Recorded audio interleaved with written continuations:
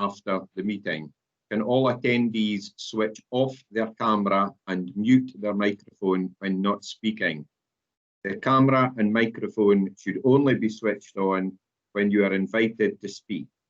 Guidance on how to do this is contained in the guidance issued to you. I will now ask the clerk to advise of the members participating today and for all members to confirm their attendance once their name has been announced by the clerk, so that this is clear in the recording of the meeting and can also be recorded by the clerk for the minute. Thank you, Convener. Convener, I'm assuming you are here? Yes. Councillor Yule, Vice Convener. Yes, I am here. Councillor Jackie Dunbar. Here. Councillor Duncan. Here. Councillor Graham. Here. Councillor Lumsden. Yes, I'm here. Councillor Mackenzie. Here. Councillor Many. Here. And Councillor Houghton. Here. Thank you. Thank you. Well, welcome everybody, and can I have a special welcome to Mr. Harvey, who's attending the meeting today for the first time as the interim internal audit. Welcome, Mr. Harvey. I believe the Vice Convener has some words of thanks he would like to express. Thank you, Convener. Apologies for the lack of an image. Got some connection or camera issues, I'm not sure which.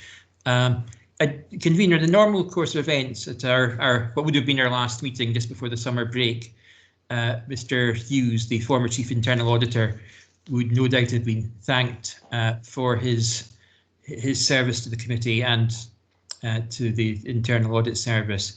And I wondered, Convener, if you and the committee would agree to ask Ms. Finch to write to Mr. Hughes, thanking him for his service and wishing him all the best for the future, on the basis that somebody at Aberdeenshire Council has a forwarding address for him.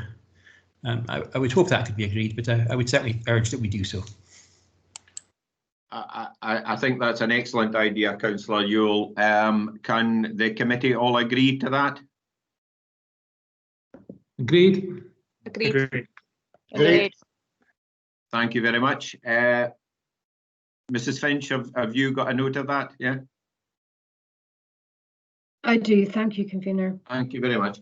Okay, moving on to the agenda. 1.1, notice of urgent business. I have none. Agenda item 2.2, determination of exempt business. I have none. Agenda item 3.1, declarations of interest. Do any members have any declarations?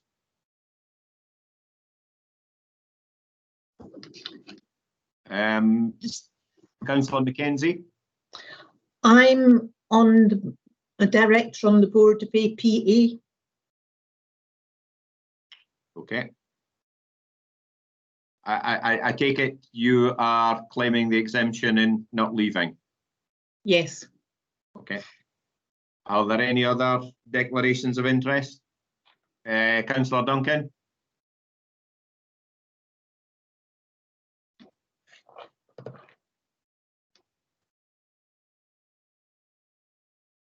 Councillor Duncan, I have your hand up. Sorry, I had Okay. a sticky button there, Convener. I think that will happen a lot today if this meeting goes like all the others. Yeah. It's in respect of item 8.2. Like Councillor Mackenzie, I'm on the board of APA, but I don't feel that the nature of the interest means I have to leave today. Thank you very much. Are there any other declarations of interest? Okay, we'll move on. Agenda item 4.1, deputations. There are none. Item 5.1, minute of the previous meeting. I'll go through it page by page. If anyone has anything, please just put up your hand or shout out if you're unable to do that. So starting at page 7, not seeing anything. 8, not seeing anything. 9, not seeing anything. 10. Not seeing anything. 11. Not seeing anything. 12. Not seeing anything. 13. Not seeing anything. 14. Not seeing anything. Can we agree the minute? Agreed. Thank you. Agreed. Agreed. Okay. Agreed. Thank you very much. Agenda item 6.1, the business planner. I would intend to go through this page by page because it's quite a lengthy document, obviously, given where we've been with COVID. So if any members have questions, I'll start with page 15, please. Not seeing anything. Page 16. Not seeing anything. Page 17. Not seeing anything. Page 18. Not seeing anything. Page 19. Not seeing anything. Page 20. Not seeing anything. Page 21. Not seeing anything. Page 22. Not seeing anything. Oh, Councillor Lumsden. Yeah, sorry, convener. I'd actually missed my place. It was actually back on page 20 about Bonaccord Care and the Yes, budget sure, no monitoring. problem. No problem. Yeah, I noticed on the comments it's not yet commenced, and that was due to sickness absences. And I'm not sure if that's part on our side or Bonaccord Care's side. So really just to get a little bit of commentary about whether that has now been resolved and the report will be coming as expected. Yeah, thank you. Mr. Harvey. Thank you, convener. Thank you, councillor. Yes, it was sickness absence on the internal audit team's side rather than Bonaccord Care's. We have yet to commence that investigation, so it may be a little bit longer than that. We are still to bottom out what that investigation is going to look like with Bonaccord Care and if they have the capacity to be audited at this time as well, because obviously they're very busy with COVID response and so on at the moment. So we will be picking it up shortly. Okay, thank you. Okay, so moving back, I think with nobody for page 21, page 22. Not seeing anything. Page 23. Not seeing anything. Page 24. Not seeing anything. And page 25. Not seeing anything. I have a general question for Mr. Harvey. Obviously, you know, we have quite a number of papers that are due to now come to the committee over the next while. I wondered if you had any commentary you could give us regarding your present workload, just for the committee's information, and where we're going with some of these papers, please. Thanks, convener. We have 14 papers coming to you today. 14 audit reports coming to you today in a consolidated form. We also have another 15th audit in full because it relates to 2021 work. I'll discuss some of that as we go on to those items. And for December, we have, due to delays and planned work, we have 10 audit reports planned to come to the next committee. The workload has been picking up. We are endeavouring to get on with that, but it has been difficult. There have been some absences, as we've noted in the committee's business planner. There have also been difficulties getting going with some of the audits because obviously the resources across the council have been spread a lot more thinly due to COVID. There have been, a lot of service pressures which we need to take account of, and we have taken as soft an approach as we can to make sure that we're taking account of the appropriate risks, as we discussed with the urgent business committee in May. We set out where we thought the key risk areas were. We agreed that with management, and we are taking that forward now. but there have been some delays, and we're progressing with the audit plan as best we can. I don't foresee that having a significant impact on our ability to provide our annual assurance statement next year, as we're doing today. Thank you very much, Mr. Harvey. A sort of follow-on question from that. You obviously have quite a substantial workload, but obviously COVID has had a fair impact on the council, and I'm sure the committee would be interested to know how well we've actually responded to COVID.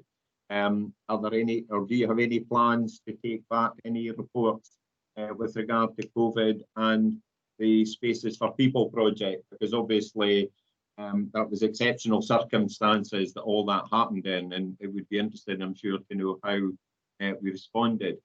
I'll let you give your answer, and I see Councillor Ewell's wanting to come in. Thanks, Convener.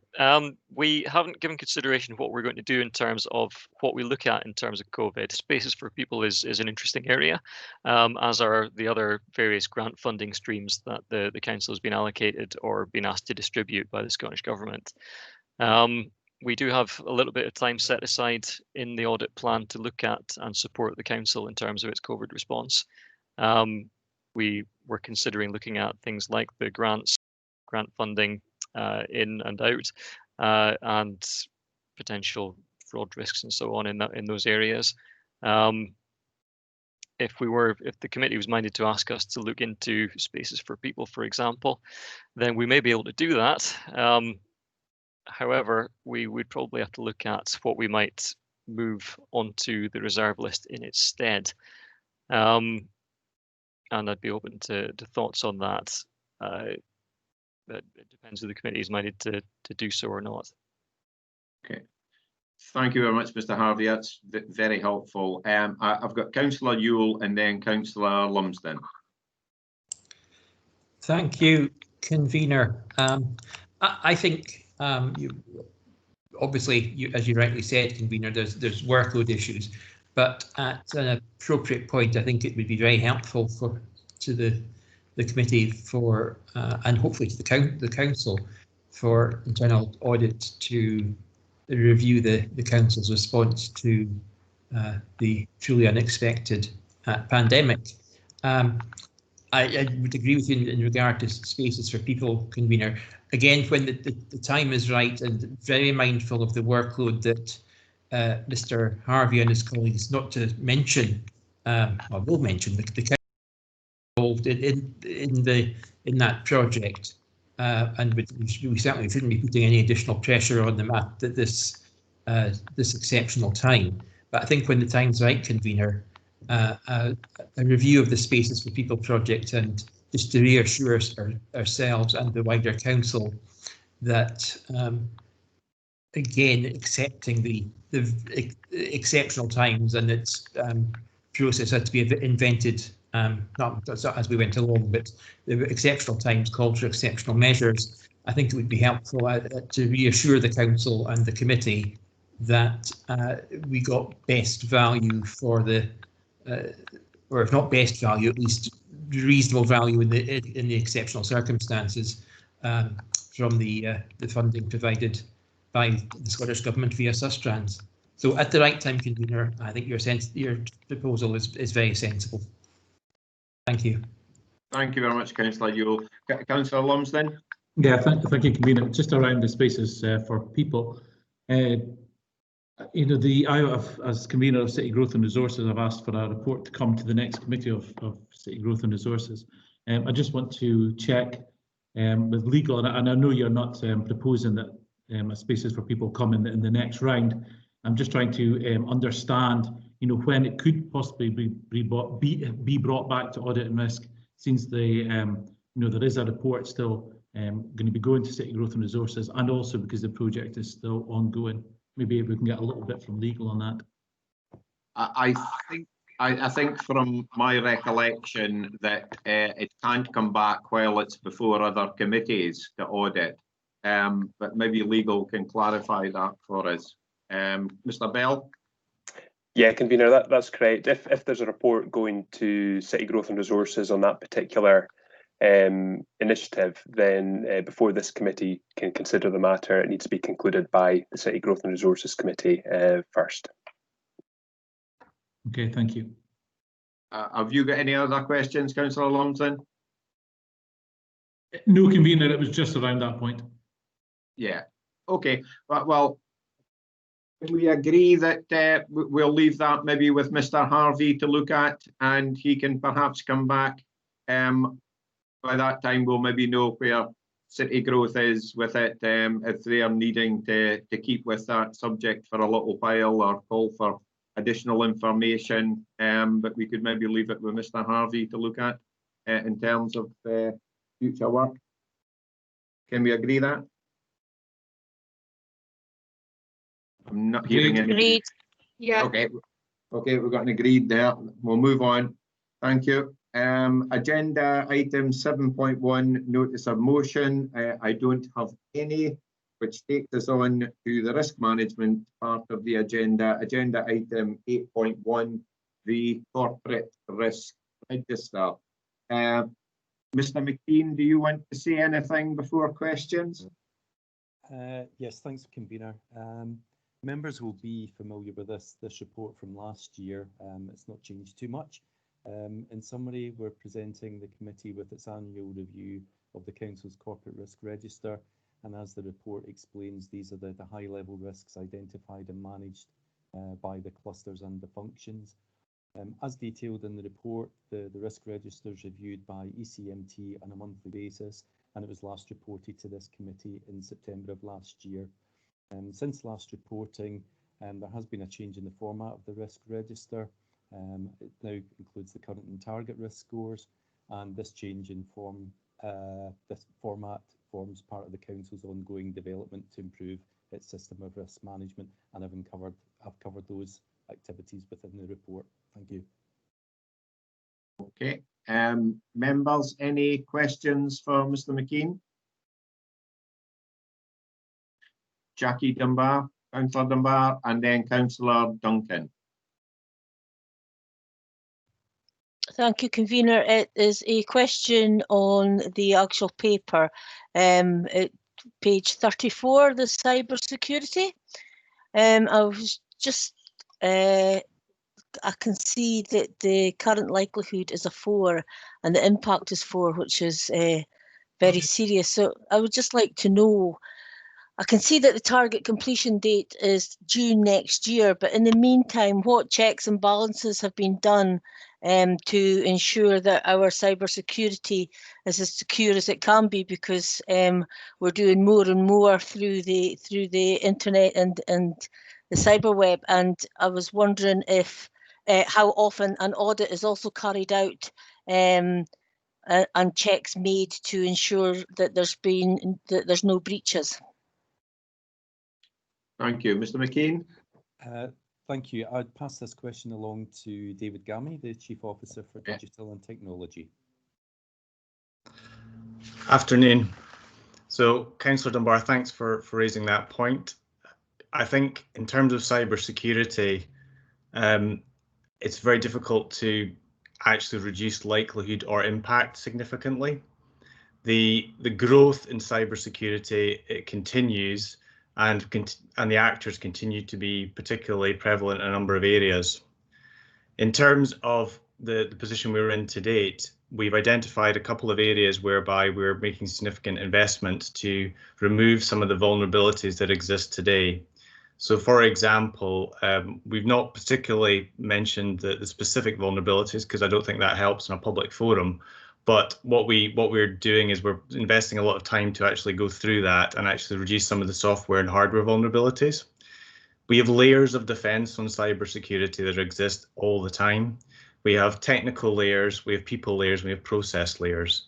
So we have a number of technical software and hardware protections against our environment. And we have a number of we have a team of people who are monitoring those 24/7. So in terms of understanding any position, we'll understand any position very quickly because we have the tools and software to help us do that. Clearly, there's also a number of tests we do every year. So for example, we're in the middle of getting penetration tests externally, and we also have tests that are part of PSN accreditation, and that's actually undergoing right now, whereby external parties come in and they investigate our environment and give us the feedback on any improvements we need to make. So I think, to your point, the threats are very real and they are continuing, but we have a number of control measures and a number of processes to mitigate those threats. Thank you. Can I just come back with a cheeky question and ask if you're as comfortable as you possibly can be, because I do realise that you'll never be comfortable just with everything that we've currently got in place moving forward. So I think at the moment we've got areas we need to address. I think that's one of the work items in terms of looking at the vulnerabilities that are existing to date. So I think I'm never going to be comfortable, to your point, but I think there's some areas that we definitely are closing out as we speak. Okay, thank you, convener, and thank you, Mr. Gammy. Thank you, Duncan. Thank you, convener. I have a couple of questions, if you wouldn't mind. The first one is probably to Mr. Gammy, and it's a follow-up to Councillor Dunbar's question about cybersecurity risk. I noticed throughout the risk register that direct COVID risks have been incorporated into the control actions descriptions, but there's no COVID risk specifically referenced in the cybersecurity risk. And I wondered if the increased amount of homeworking that people are doing and the use of other devices might have materially increased the risk. And I wondered if there was a comment from Mr. Gammy or Mr. McLean about that, and whether it had been incorporated into the score that we're now seeing before us. I do have a second separate question after that. So I'm happy to take the specifics on cyber. I only joined a couple of months ago, but I can assure you, in a past world, what we actually saw in terms of COVID was we saw a lot more spam activity. So a lot of actors using COVID as a hook to basically get people to click on emails they shouldn't do. And that was very prevalent around the March-April timeframe when COVID was a big thing. So if you look at the report that's further down the line, our biggest threat still continues to be around spam emails, and people clicking on those as one of the kind of key risk areas in terms of the exposure around COVID particularly. Does that answer your question, Councillor Duncan, or do you want further on that? In part, and I don't wish to be nitpicky or argumentative. I'm sure I do appreciate the thought that's gone into that answer. I wondered though, with council devices now being scattered around all over Aberdeen and Aberdeenshire and possibly further afield, and people, working at home, possibly not in ideal home working situations, whether we did have an increased risk of devices being stolen, devices being misused, and what checks and balances have been put in place, what guidance has been given to staff on keeping council-enabled devices secure, because that is obviously a way that somebody who's unauthorised can get into our system. It's a very good point, Councillor Duncan. I think one of the things that is interesting actually in the current environment is that people are travelling less. So I've always found in my career that when people move and travel through transport, that's one of the key risk areas. And actually a lot of the devices, to your point, right now are staying at home. So they're not even in the corporate offices. And we've actually seen less, if you look further down in the report, there are actually less physical breaches than in the past. But it does provide a greater challenge in the context of, if you like, the devices are remote to us. What we are doing though, and I think you and the fellow councillors will benefit from in the coming months, is we're investing in a big device rollout programme. So we're actually rolling out new devices to 5,000 people, I think, in total, and we're about 22% through that process right now. And those devices come with additional software, additional controls on those devices, and a refresh of the software, which will allow greater levels of security, Councillor. No, that's very reassuring. Thank you. Thank you very much. My second question, convener, is specifically in reference to the financial risk. So I note that we have a risk score of 12 here at the moment. And COVID is, this is on financial stability, page 42 of the pack. It's a yellow risk. Its current risk score is 12. There is specific reference to COVID. I'm wondering, I just like some further reassurance on the scoring on this, given the very significant impact that COVID has had on council and ALIO finances. We've got an ALIO report later on in the agenda. And I'd just like some background information from officers about the process by which this current risk score has been arrived at, please. Thank you. Mr. McKean or Mr. Gamy, would you be able to take that? Thank you. I think this question would maybe be better being asked by Jonathan Belford, if he's free. Yeah, thanks, convener, and thanks in relation to that question. Clearly, what we have seen in recent times is a change in the financial landscape for local authorities, as you say, ALIOs, and many parts of our entire private sector. So it's a very different picture out there at this time. The sense of the risk being about financial sustainability and the challenges that we face going forward, and I suppose that being a forward-looking risk, we try and control what we know, and there's many actions that have been taken in order to address that this year. So in terms of where we are now in the current climate, clearly we reset our budget at the end of June. We are continuing to monitor all of the activity and the expenditure, the loss of income that we're experiencing, and we'll refine that as part of our monitoring arrangements going forward. The sustainability aspect, I think, has increased in terms of the level of risk.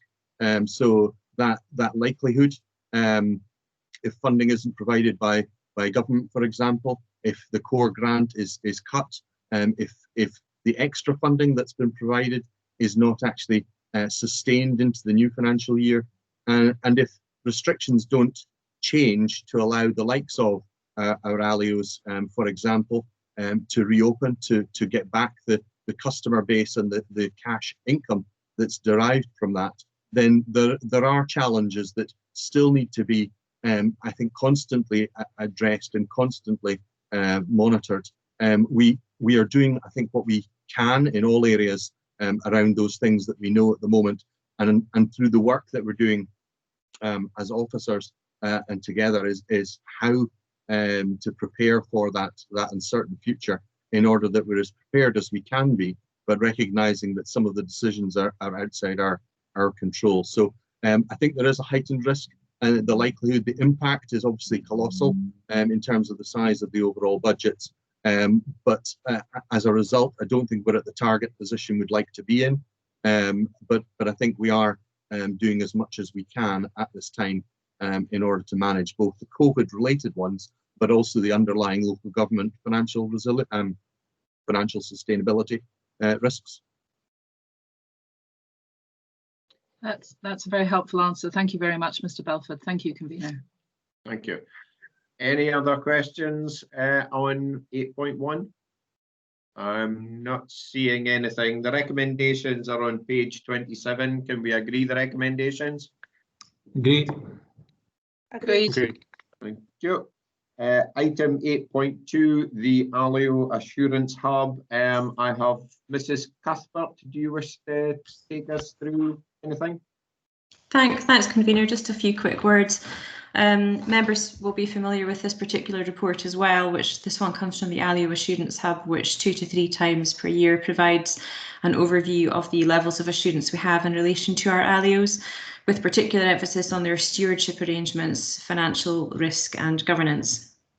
As the report explains, the situation has obviously been a little different this year due to COVID. So not only has the process for taking assurance from ALIOs been tweaked, but the overall position for the ALIOs has been affected by the pandemic and will continue to be for some time to come. I'll quickly touch on the process before asking Jonathan to say a few words on the risk ratings, if that's okay. Committee will be aware that we have a work plan for the Students Hub agreed with the ALIOs in advance of the calendar year, and we agree with them the particular areas on which we'll look for information to provide us with assurance over their activities over the course of the year. Committee agreed in December last year to receive a report twice in 2020, May and October. May, as we've touched upon, was a mid-pandemic response, and officers were at that point holding at least weekly meetings with the ALIOs to understand the impact of the lockdown and subsequent route map on their activities. ALIOs were also invited to all our meetings of the incident management team so that we could plan our response through a partnership approach with them. So the Hub met as planned in September to review the material which is available to us within the organisation and to identify any gaps in our knowledge. These were followed up with the ALIOs and are listed in the report at 3.5 and referred to in the commentary appendix. At the moment, it's our intention to carry forward the 2020 work plan into 2021 and to make any necessary adjustments to that to take account of the current position and to report that to the May meeting of the committee. But in summary, the risk ratings have increased, as members will see from Appendix B, and this is a reflection of the ongoing restrictions in place which continue to affect the ALIOs, and Jonathan has already touched upon that. As we explained in the report, the risk assessment of the ALIOs relates heavily to the potential financial exposure presented to the Council caused by the uncertainty of the pandemic and associated restrictions. It's not reflective of their financial stewardship, and we have found that the governance, risk management, business continuity arrangements in place are providing sufficient assurance. If it's okay, Convener, I'll just pass over to Jonathan to add a few words on the risk ratings. Thanks. Thanks very much, Vicky, and thanks, Convener, for a couple of moments. So building on what Ms. Clifford has just said, the assessment has been almost a continual process since we entered the COVID pandemic back in April, and we've worked very closely in terms of the current circumstances with each of the ALIOs, and Mr. Innes, I know, has had weekly calls to all of them throughout, which has proved invaluable. The risk rating itself is very much looking forward again in relation to the financial risk that they present to the Council, more about the environment, as Ms. Cuthbert has been saying, the environment that we're in rather than about the arrangements that they have as an organisation, because I think those have proved to be particularly effective. I think we find ourselves in a situation where the risk has heightened in terms of the exposure to the level of external income that these organisations combined actually generate. As an aside, I gave evidence to the Scottish Parliament, the Local Government Committee yesterday, and made specific reference to £20 million basically being turned off for these ALIOs in a single financial year. And if restrictions and changes don't come back for next year, then undoubtedly we do have an environment that presents, I think, a higher risk to the Council in terms of those being clearly seen and signalled as commissioned services by the Council. And that those slightly higher risk ratings recorded in the appendix to this particular report. Happy to take questions. Thank you very much, Mr. Belford. That was most helpful. The only hand I had was Councillor Houghton, which has now gone down. Do you still want to ask a question? No, thanks, Convener. Ms. Cuthbert answered it. Thank you very much. Are there any other questions? Or any? Councillor Lumsden. Yeah, thank you, Convener. It's just really to go a little bit further around the risks relating to APA, if I can. Mr. Belford, I don't suppose there's any mitigation that can be put in place to try and lower that risk at all, is there? I think that's a challenging question, Convener, in terms of the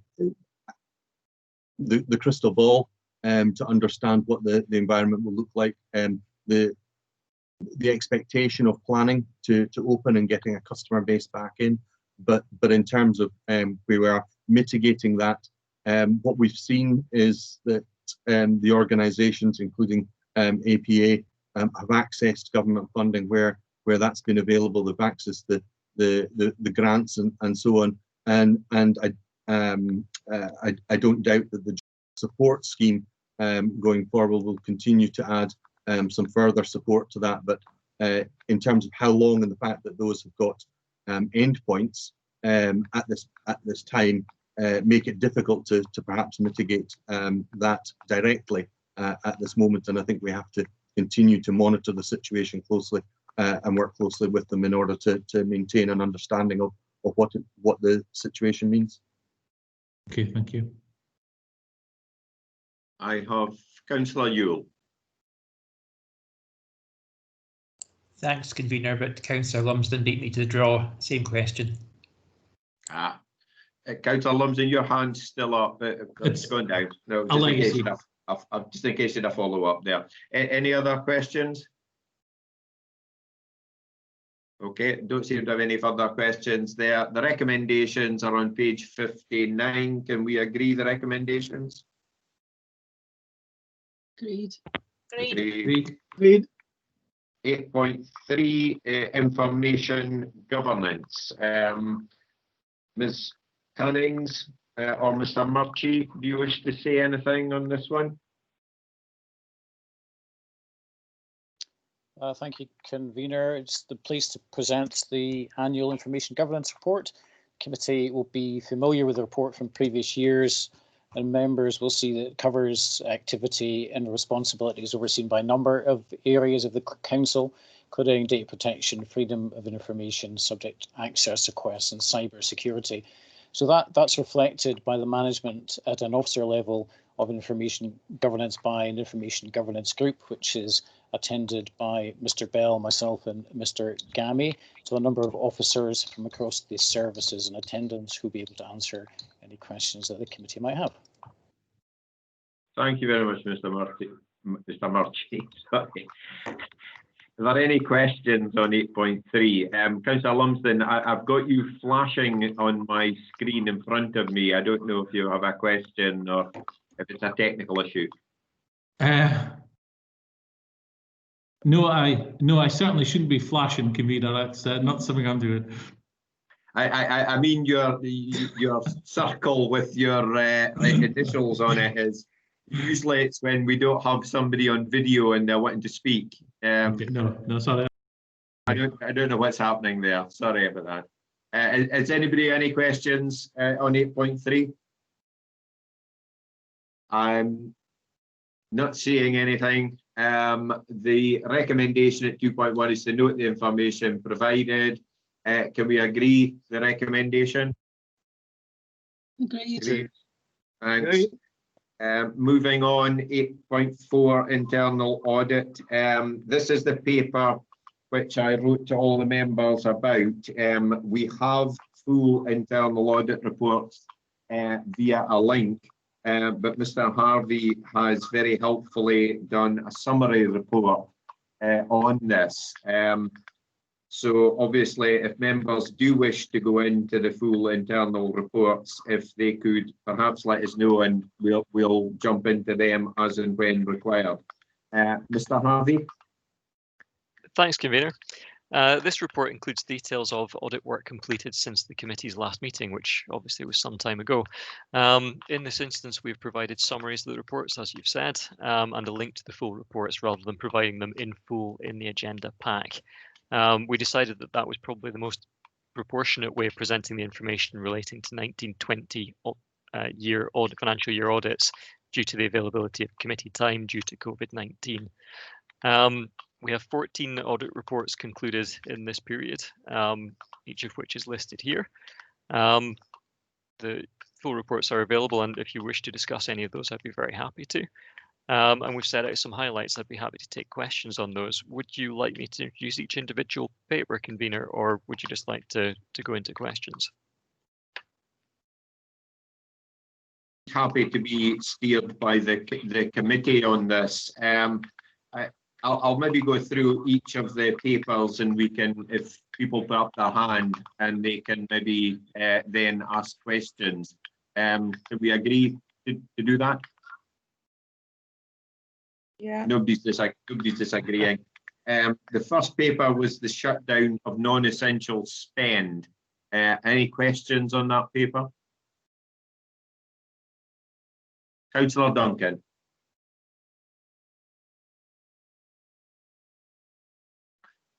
Sorry, I can't hear you. Sorry. I have concerns about the whole approach to this report, I'm afraid. And I think I see Councillor Lumsden's hand. I suspect he may have similar concerns. I have read the summary in this document, and I have read some of the underlying reports due to time pressures. And I'm not content that the summary given in this report gives us enough information to steer members properly to go and read the underlying report. And I'll just give you a quick example. There's a major recommendation made, which we don't get that often in the gas contracts report, that's not highlighted in this summary. And there's also a significant issue highlighted in that gas servicing contract about access to properties and fines when you can't have access, and capping gas implements that's not referred to at all in this summary. So I actually don't think that this is an appropriate way to deal with 13 internal audit reports, particularly since some of the recommendations, I know the reports were for 1920, but most of the recommendations from the reports I've been able to read are still extant. And I just think that this is just an inappropriate way to deal with this, I'm afraid. I'm sorry, convener, and I do appreciate that you are trying to catch up with business that had to be delayed because of COVID. And I do appreciate the pressures on staff, but I think that there is a better way of dealing with this. Mr. Harvey, do you want to come back on that? Certainly, convener. The summaries presented are intended to give as much detail as we consider that the committee would require to obtain assurance over the area that we've looked at. So if we take the gas servicing one, for instance, the major recommendation within that related, I believe, to the procurement aspects, which I believe we've discussed in the summary. Perhaps there was another element to it that I have missed, but generally speaking, in terms of that area, there were only minor issues that were highlighted for review, apart from that major issue in terms of procurement, which was a risk that has already been reported to the council's committees in terms of what the previous action was. The generality of it, this is the format that we have reported to our other internal audits. And generally speaking, I think they have been satisfied with that. If you are not satisfied with that, then we are very happy to continue reporting in full. In fact, that is the intention to do so for the 2020/21 work. I apologise if any of the councillors feel that we've not included some of the detail within some of these summaries. I think that we've given a reasonable flavour of it and highlighted what the main issues were and where they are being resolved or not, as the case may be. But I'm certainly open to going into the detail at this time or at any other time. Councillor, do you want to come back? Yes, and I appreciate that this puts Mr. Harvey in a difficult position. What's important in a report is necessarily a subjective judgment. And I think elected members may make different judgments from officers on that, which is why it's important that the full reports are made public in the standard way, which is that they are part of the formal agenda for this meeting. And I do suspect that there may well be some elected members, due to pressure of work and other commitments, that haven't gone and read the underlying report to the detail that they need. And I do think that the item that I highlighted about, just for the one example of the gas contract report, there is a recommendation there and a disclosure that the service has not been following council policy as agreed by committee. Now, that was a significant recommendation, but it's actually really, really significant for elected members to appreciate that. And it's not on the face of the public pack. And the summary does not say that the recommendation that is highlighted for the gas contracts is a major recommendation. And we get very few major recommendations to this committee every year. So I appreciate the point that Mr. Harvey's making, but I think we do have to make a determination as a committee whether we are content to deal with these reports in this way today.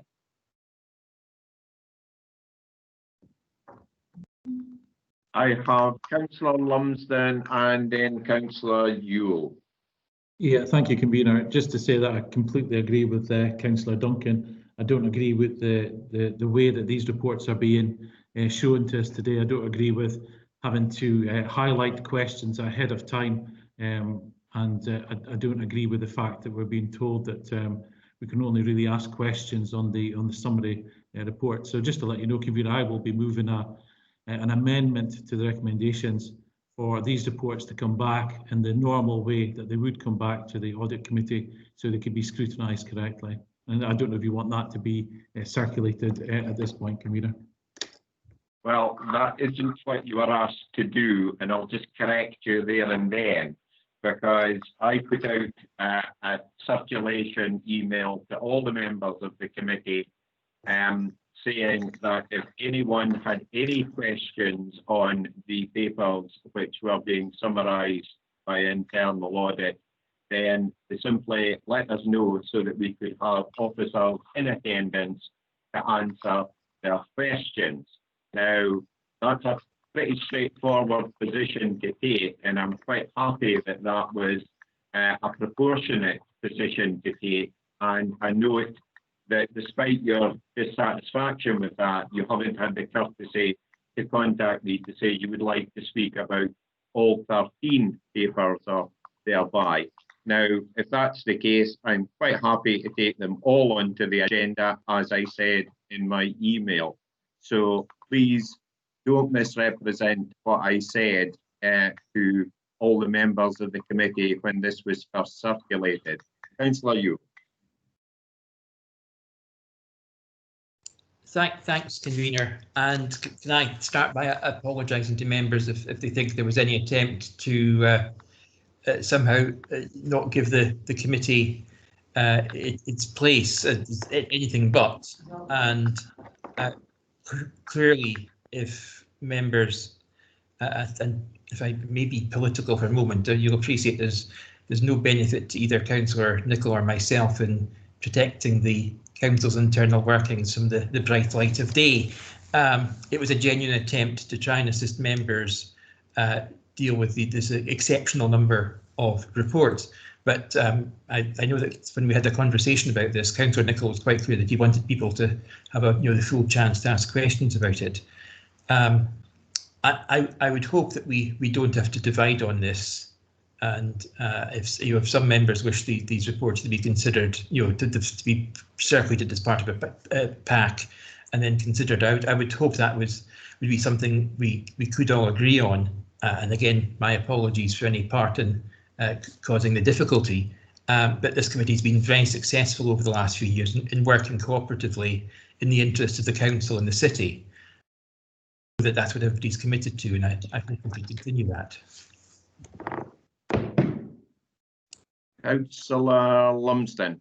Yeah, just to follow up on Councillor Ewell, yes, the committee has worked effectively over the last few years, and it's worked effectively because we've had the reports in full coming to the committee so we can scrutinise them correctly. Most of the questions that maybe come out of that I've asked in the past have actually came from what other people have asked and seeing where the conversation goes. Now we're being denied that by what's being proposed today. So as I said, I would like to see all the reports coming back to a future meeting, whether that's a special meeting or not. I think we should make the time, and that's what I'll be moving today. Councillor Duncan, you still have your hand up. Yeah, I just have another comment. I have to say I welcome Councillor Ewell's comments, and we're not making party political points here. We try not to do that in this committee because it's got an incredibly important scrutiny function, and that's why I was surprised and disappointed actually. And I do understand the difficulties of your position here, Convener, as the convener of the IJB and needing to get through business in very difficult circumstances over the last 6 months. We have to make difficult judgment calls. And my comments are not a criticism about any individual. I'm just saying we have a chance now to reflect and I think handle the business a bit more satisfactorily in respect of these 13 reports. When I had questions on 6 of the reports that haven't come to us in full today, and I noticed that 8 of the 9 reports that we were due to get on the agenda weren't put forward. So I think there was space to put all of these reports on the full agenda. And I would hope, like Councillor Yule, I would hope that we don't have to divide today. And I think a proposal to have a special meeting to cover these reports probably would suffice, actually, give people more time to read them, mean that we had a probably quite a short meeting, and that we were able then just to close all of this off. Thank you very much, Councillor Duncan. Yes, obviously we were hoping to have all those other reports that haven't quite made it today, and that would have given us an absolutely huge agenda to get through. Mr. Harvey, we have the suggestion to take these reports back. How would that work for the view? Because you obviously are going to have to coordinate this. Can you give us some commentary on that? Convener, we have the reports ready to go. It would just be a case of putting them to another committee. I think we'll have to discuss with our colleagues in governance as to what the arrangements are for setting up another meeting, if that's the intention. Suggestion, and no more than a suggestion. I've said all along I'm quite happy to take these papers onto the agenda, and I'm still quite happy to take them all onto the agenda. I totally accept what Councillor Duncan is saying. The next meeting is in December, if I'm correct, and would we be helpful taking them at a start of, say, 10 o'clock? Would that be helpful? Councillor Lumsden? If the reports are all ready now, I don't see any reason why we couldn't have a special meeting potentially later this month. Maybe we can get Mr. Harvey's comments on that. I think later this month is maybe tight because we have the school holidays have just started, and I'd be quite conscious that officers may not be available. So I think we'd probably be into November. But Mr. Harvey, could you perhaps give us a wee steer on that? I think we have to be mindful of the committee consultation period, because although the reports have already been made available, they may have to go through monitoring again, consultation and so on. I think I'd probably defer to Fraser Bell if he's still here to comment on the appropriate timescales. Mr. Bell? Convener, if members were reminded to call a special meeting say early November, I'm sure we could make that happen, taking into account the circumstances. Would that be a reasonable sort of time span, or would sooner be? I'm conscious of the workload of officers, etc. What we would perhaps do, Convener, is just take a look at the school term, taking into account the point made about school holidays. And we would also just check the committee diary as well. But if elected members were satisfied with perhaps last week October, first week November, I'm sure we could find a reasonable slot in there. I can't do the last week of October. That's out for me, diary-wise. Can we do the beginning of November, Councillor Lumsden? Is that where you're looking at? I'm seeing Councillor Duncan nodding her head. Yeah. Can I just, I mean, I appreciate your suggestion in terms of officer time, but I suspect an entire day looking at internal audit reports might test the resolve of even the most committed to audit and scrutiny. So I think I would prefer a separate meeting, and if we can fit something in the first week of November, I'd be very happy with that. Okay, can we leave it then with officers to come back with a a diary date that can fit in with the, we could maybe circulate a possible date and see if we can get everybody that can fit into it? We can certainly take that action away if committee's minded to, convener. Yeah. Okay, can we agree that as a committee? Just for clarification, convener, are we deferring this report then in its entirety? That would be where I would be going. We'll just defer it and take the 13, I think it's 13 reports individually at a particular meeting. Yeah, and we can diary that to fit with officers and the members of the committee if everybody is so minded. As I say, I'm quite happy to take them on the agenda, and if Councillor Duncan doesn't think she's had time to read them, I totally appreciate that. We will just simply defer it to a point when everybody's had a chance to totally scrutinise the detail of these reports. Yeah. Everybody happy with that suggestion? Agreed. Agreed. Okay. 8.5, moving on, internal audit progress report. Mr. Harvey, back to you. You want to take? Thanks, convener. Yes, this report sets out our progress against the internal audit plans for 2019-20 and 2020-21 to date. Progress is not as far as I would like it to be at this stage of the financial year, but in the present circumstances, we have had to accept that there will be some delays in commencing, progressing and finalising audits as resources are being allocated elsewhere. This has not impacted on our ability to provide the assurance set out in our annual report, which is later on the agenda. I'd be happy to take any questions. Any questions for Mr. Harvey? Jackie, Councillor Dunbar. Thank you, convener. It was just to ask Mr. Harvey, as someone who always is very nippy about people not adhering to the deadline dates, I was just wondering if anybody who has got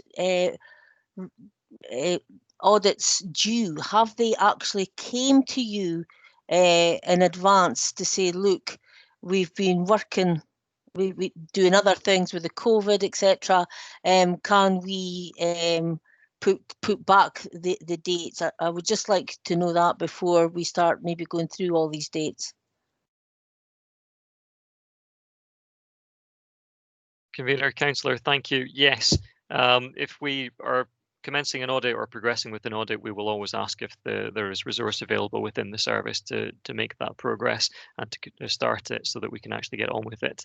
And there is regular communication between ourselves and management to see where we are with things, how we're getting on, and making sure that we can progress things where it's possible. There have been some delays and some people have not been available to respond to us, and that is acknowledged and accepted.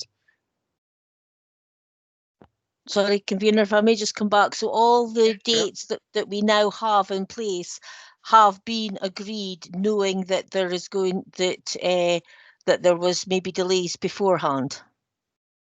Don't know if that makes sense. Tell me if it doesn't.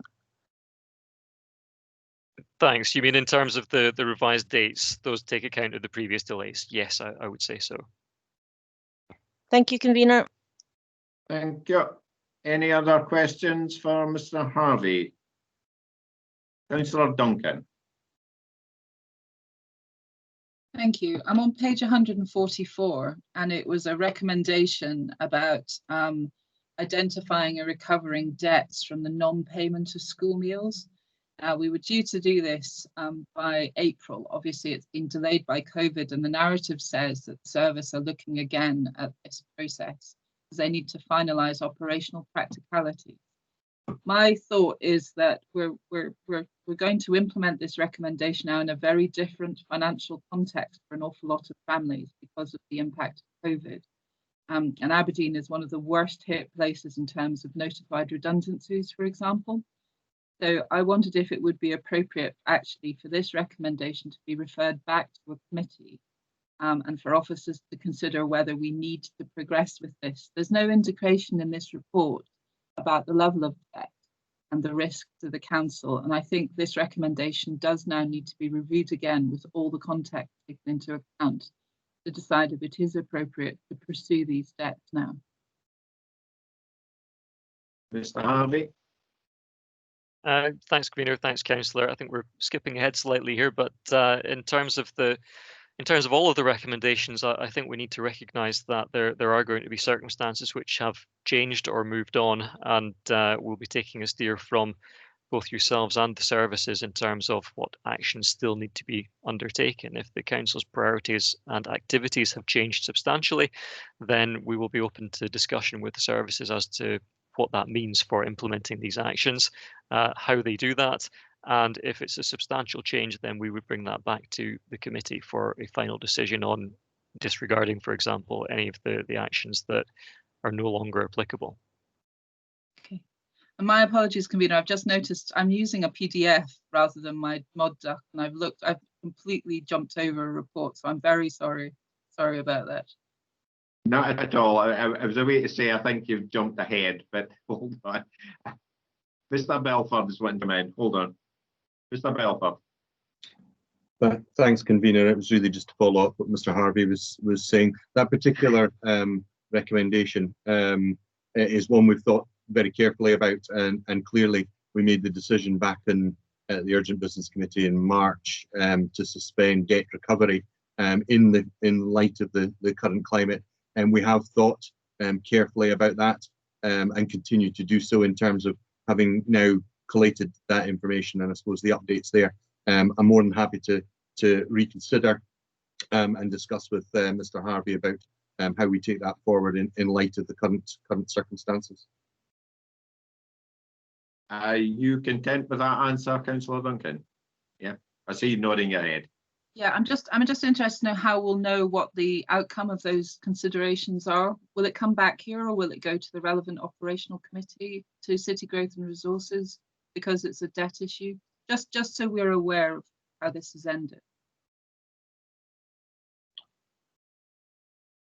Convener, I think from my perspective that would be reported one here in relation to the outcome of the actual recommendation and what action is being taken in one report format.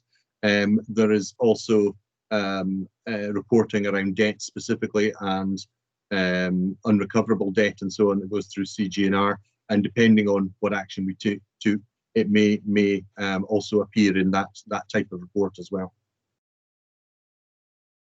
Okay, I have Councillor Dunbar.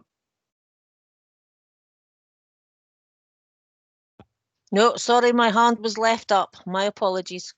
Sorry about that. Okay.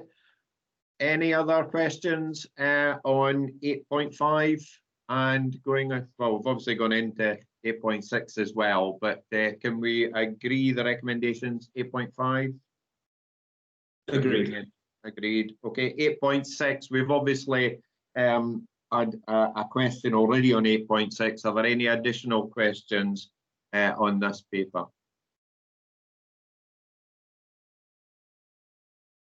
I'm not seeing any hands coming up. Sorry, Convener, I have one. I didn't get Okay. my hand up quick enough. I'm trying to do.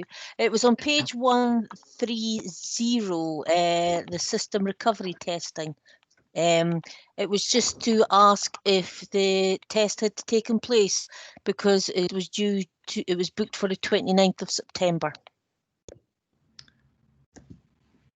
Afternoon, Councillor Dunbar. Just wanted to confirm that test has been completed and it completed successfully.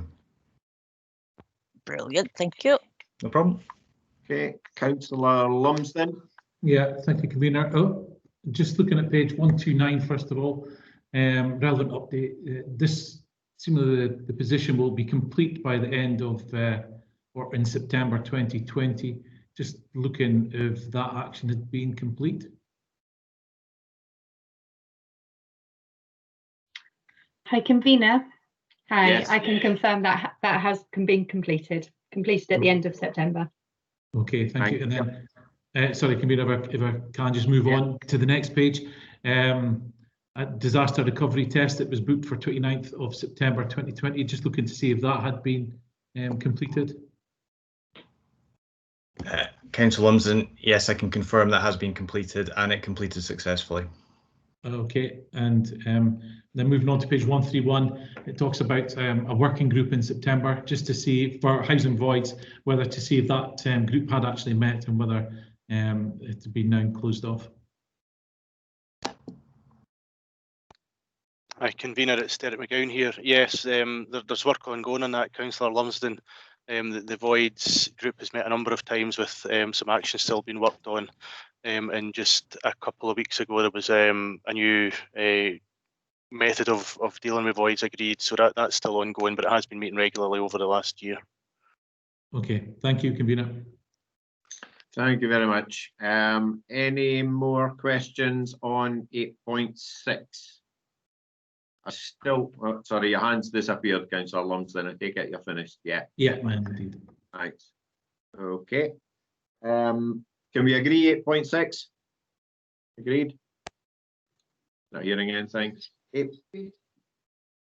Thanks. 8.7, Mr. Harvey, Internal Audit Annual Report 2019-20. You want to say anything? Thanks, Convener. Yes, this is our annual report for the 2019-20 financial year.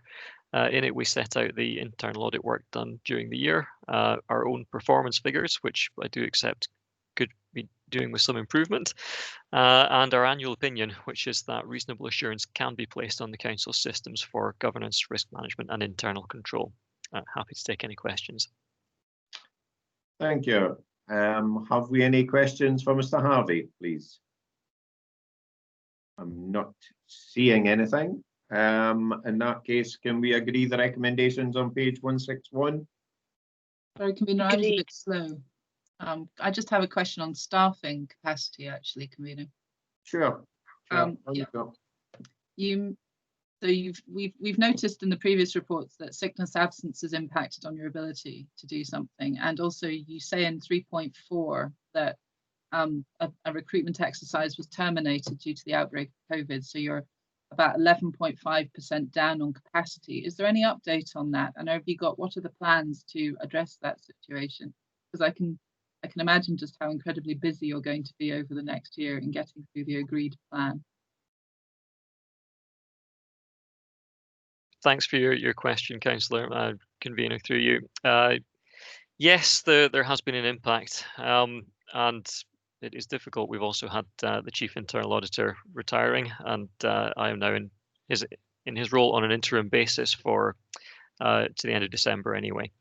At the moment, the Aberdeenshire Council, who employs all of us, has a recruitment freeze in place, but we are able to recruit internally, which I will be looking into to determine if we can increase that level of resource. But as you say, it is going to be a difficult period. We're going to press on and do as much of the work as we can to, well, we've already prioritized the work to make sure that we're covering all the major risks and the main bases in terms of the key systems and processes in the council. Those are the pieces of work that we're going to make headway with, again, subject to everyone else's resources as well as ours. We fully expect to be able to present this report again at the end of the 2020-21 financial year without any particular issues. But yes, the resource issues are a difficulty which we are seeking to address. Okay, you're happy with that? Yeah. Okay. Any other questions? Don't seem to have any. We have 4 recommendations on page 161. Can we agree the recommendations? Agreed. Agreed. Thank you very much. Moving on, 8.8 bank reconciliations. Mr. Harvey, do you want to take this or do you want Mr. Belford? Thanks. I'm happy to introduce, if that's okay. Thank you. Yes, so this is our internal audit report on the bank reconciliations process. It's a full report, so I hope you're happy to consider it.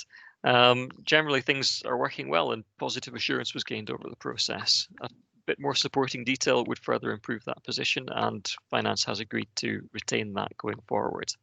Happy to take any questions on the detail of the report. Thank you. Members, any questions? Councillor Lumsden, I'm seeing your icon lighting up. I don't know if you're trying to ask a question or not. No, nothing from me, convener. Yeah. Okay, we don't have anything on that. Can we agree the recommendation? Okay.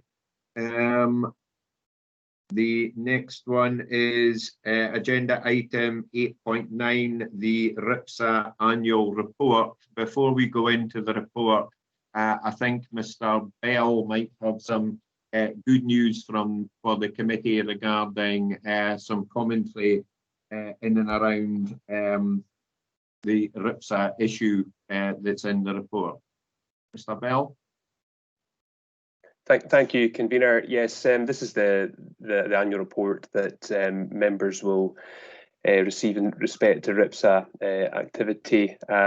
We recently were made aware that the Commissioner, Investigated Powers Commissioner, has reflected Aberdeen as holding good practice, and they've publicised that across all public authorities across the United Kingdom in their newsletter. And I think it's just a tribute to the work of Ms Anderson, who I know is on the call and can no doubt take some more specific questions if members have any.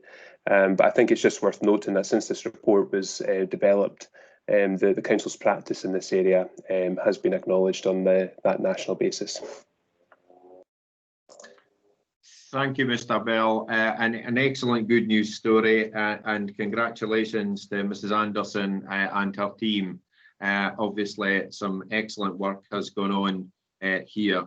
I wonder if the committee have any questions on the report. Councillor Horton.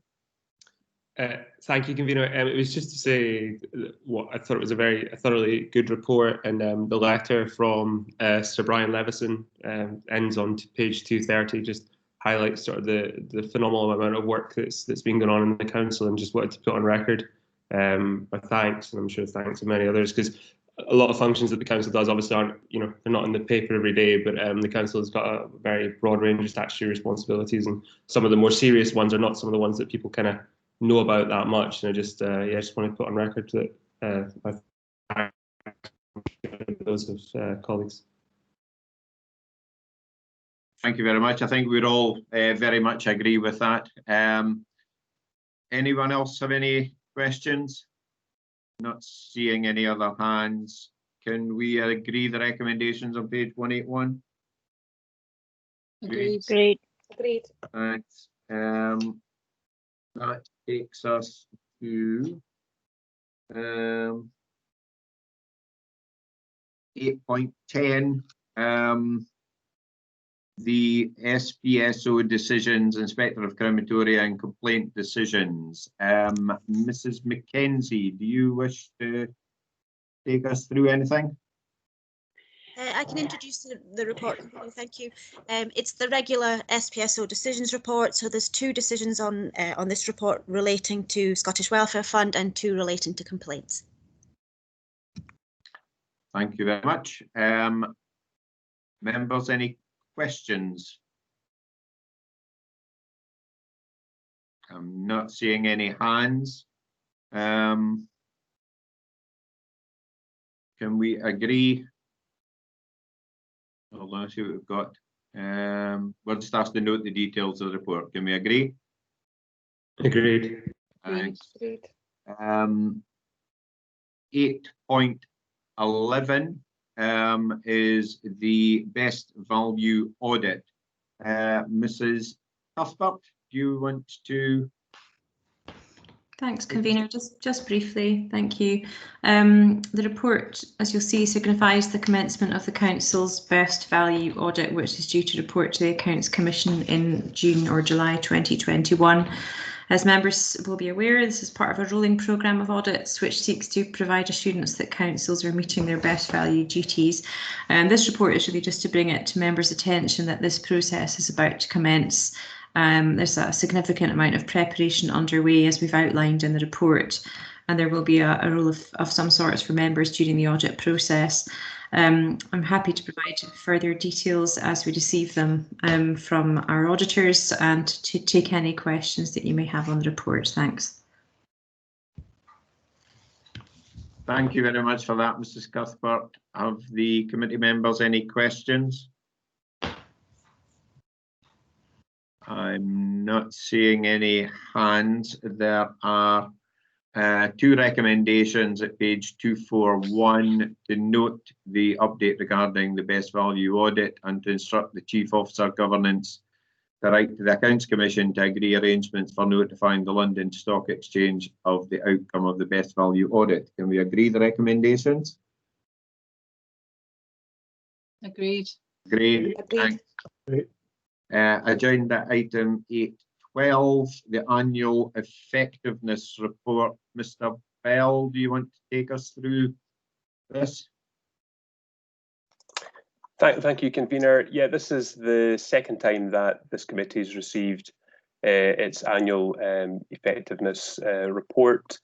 It's there for members to note in the first instance, and then to be aware that this report will then go on to full council. It's probably worth noting that earlier this year, External Audit commented that the council exhibits strong and effective governance, and they noted that members robustly challenge and scrutinise management with a clear focus on governance and the communities and citizens members represent. So I thought that's particularly apt for a committee of this nature, but otherwise it's there for noting in the meantime. Thank you very much, Mr. Bell. Any questions for Mr. Bell? I'm not seeing, and we're asked to note the report. Can we agree? Agreed. Thank you very much indeed. That is everything I have on the agenda. Obviously, we will look to try and get a diary date that everybody can accommodate towards the very beginning of November or thereby. I can confirm that the meeting is now concluded and the recording will be stopped, and I thank you for your attendance and participation today. Thank you very much.